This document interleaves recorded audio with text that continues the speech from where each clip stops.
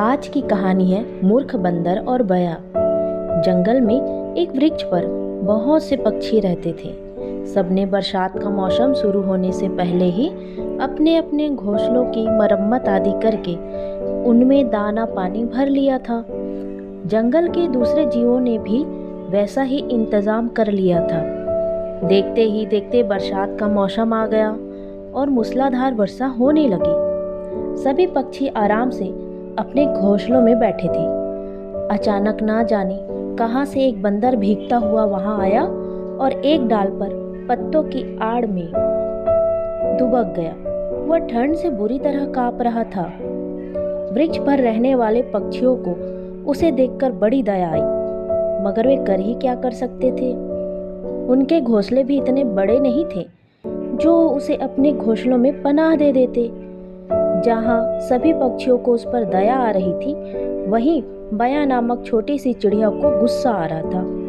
वह सोच रही थी कि कैसे मूर्ख है ये बंदर। ईश्वर ने हाथ पैर दिए हैं, अगर चाहे तो अपने घर बनाकर आराम से रह सकते हैं, मगर इन्हें तो सारा दिन हुड़दंग मचाने से ही फुर्सत नहीं मिलती। आखिर उससे नहीं रह गया तो वह बोली, बंदर भैया, हम पक्षियों को देखो, हमें भगवान ने हाथ नहीं दिए, मगर फिर भी हमने अपने अपने घोंसले बना रखे हैं और सर्दी धूप या बरसात से अपने बच्चों की रक्षा कर लेते हैं। तुम्हें तो भगवान ने हाथ भी दिए हैं और पाँव भी। आप लोग सारा दिन शैतानियां तो करते रहते हैं, मगर अपने लिए धूप बरसात से बचने के लिए घर नहीं बना सकते। कैसे अफसोस की बात है, धिक्कार है आपके जीवन को। बया की यह बातें सुनकर ही बंदर को इतना गुस्सा आ गया। उस मूर्ख ने यह बात भी नहीं समझी कि बया को उसकी ऐसी हालत देखकर कष्ट हो रहा है। उसने समझा कि बया उसका मजाक उड़ा रही है।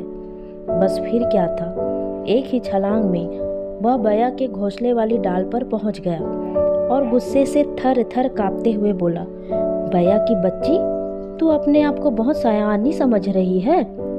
बड़ा घमंड है तुझे अपने घोंसले बनाने पर, तो ले।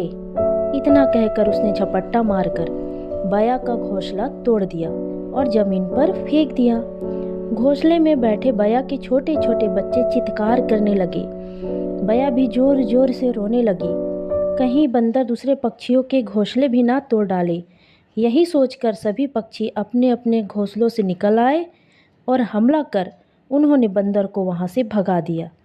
इसीलिए कहा गया है कि मूर्ख को सलाह मत दो।